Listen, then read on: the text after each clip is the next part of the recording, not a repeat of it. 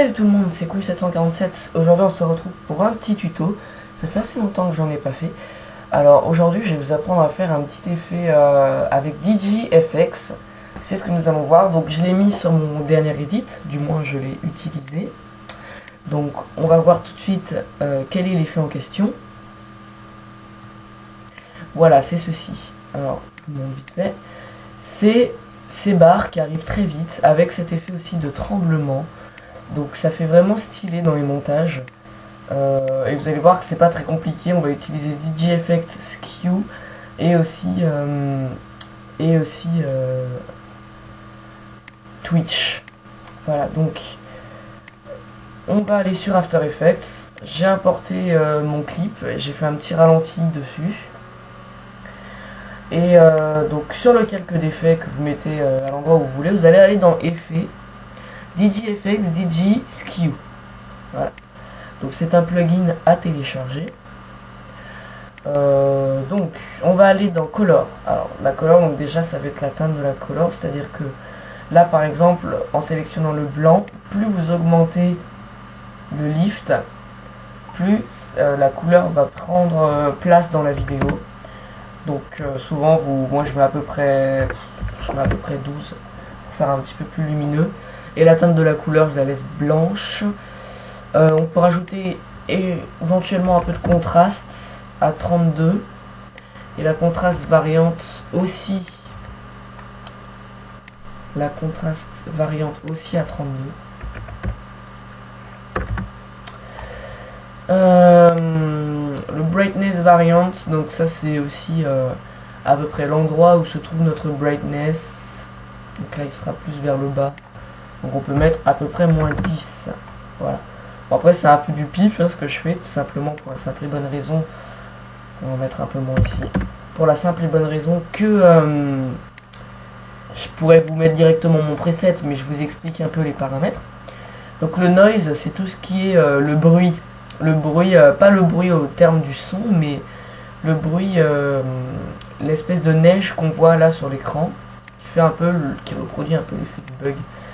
Donc si on baisse le noise, vous allez voir qu'il y a de moins en moins de particules que si on met au maximum en fait.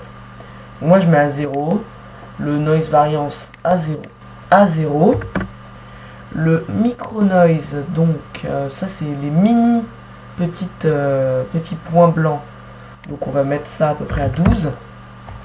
On peut mettre moins, hein, on va mettre un petit peu moins, on va mettre 4.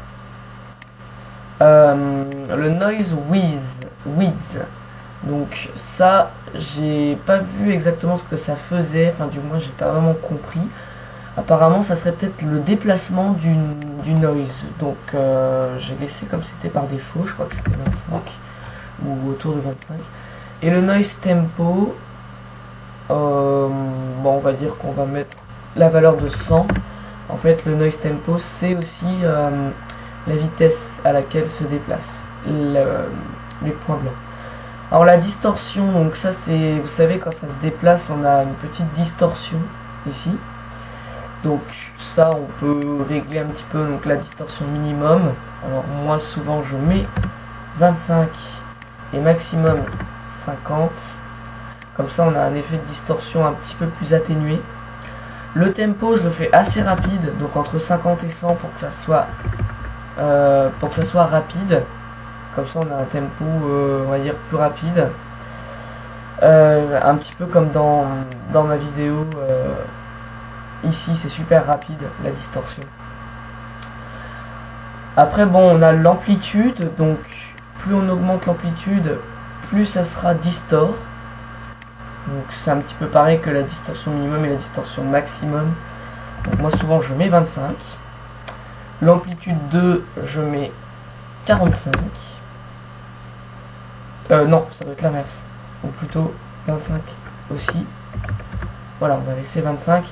Ça fera proportionnel si on met les deux en même temps. La fréquence, donc 2.5, 7.0, c'est déjà des bons presets par défaut, mais vous pouvez changer, ça sera la fréquence de ces petits trucs de distorsion. Ce que vous pouvez faire éventuellement si vous voulez vous faire une autre distorsion, c'est rajouter un calque d'effet ou tout simplement remettre un effet sur ce calque en allant chercher onde progressive, et ça vous fera le même résultat à peu près que cette catégorie distorsion. Le speed 2 on va mettre à 45 et le speed 1 à 25. Donc le speed 1 ça sera pour l'amplitude 1 et le speed 2 ça sera pour l'amplitude 2 en principe. Parce que l'amplitude 2 ça fait plutôt horizontal et l'amplitude 1 plutôt verticale je crois. Le glow, donc le glow j'ai pas vraiment compris ce que c'était. On va mettre ça en intégral. Ouais d'accord, le glow en fait ça fait un espèce de... ça met en valeur les zones lumineuses. Bon, moi par défaut je laisse 1, comme ça change pas trop. Je crois même que je peux baisser l'intensité du glow à 0 et le snapshot à 0. On n'en a pas besoin apparemment. Ensuite le ghosting. Alors le ghosting c'est tout ce qui est en rapport avec la lumière blanche qu'on a sélectionnée. Donc en gros ça augmentera la luminosité. Ça pourra mettre en valeur certains points, les petits points qu'on a mis précédemment. Et bien sûr le plus important de l'effet c'est les barres. Donc les barres, donc bar height, je vous explique vite fait. C'est l'endroit sur lequel se répand les barres. Vous voyez ça prend quasiment l'écran. Si par exemple j'avais choisi 10, ça prendrait un tout petit peu, une toute petite partie.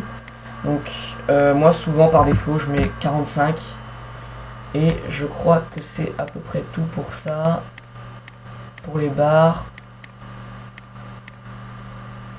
Voilà, c'est pas mal. Le bar rip frequency, donc c'est la vitesse je crois. On va mettre à peu près 50 et le bar darkness ça c'est l'opacité de vos barres. Donc moi souvent je baisse un petit peu, je mets à 40 pour qu'on voie un petit peu à travers. Et voilà, on a fini de créer l'effet. Donc après on va passer à la petite séance de Twitch. Alors je vais pas mettre du intégral parce que sinon ça va être trop dur pour lui. On va mettre un tiers. Donc après on va mettre les séquences de Twitch et ça sera déjà pas mal. Je sais pas ce que vous en pensez. Voyons voir. Ouais, c'est pas mal. Donc maintenant on va rajouter le Twitch parce que comme ça le fera encore mieux. Donc pour ça on va dans effet, vidéo copilot, Twitch. Et là normalement j'ai un petit preset Twitch kill. En fait c'est simplement que je mets le mount à 15, le speed à 5.